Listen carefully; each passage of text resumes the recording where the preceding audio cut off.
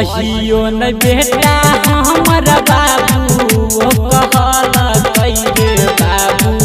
ओ कहल कइले आज काहे बेटा बाबू कहता जाए रामा हो आज काहे बेटा बाबू कहता जाए कहियो न बेटा हमर बाबू ओ कहल कइले बाबू ओ कहल कइले आज काहे बेटा बाबू कहत जाए किया हो रामा कैसन दुनिया के तोहरा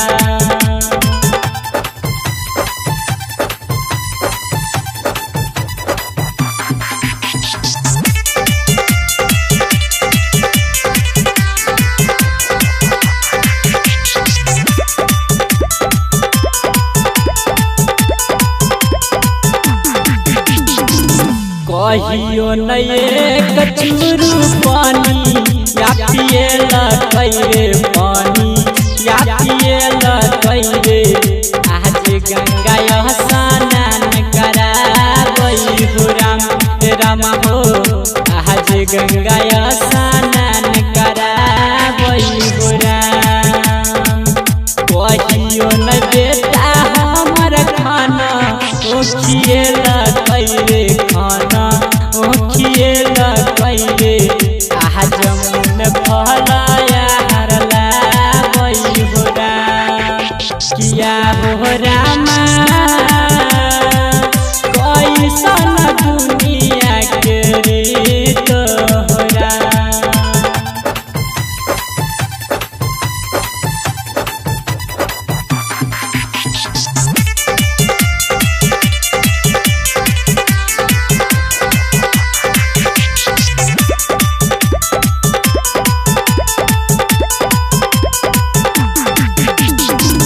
कहियो न एक बेर हमारा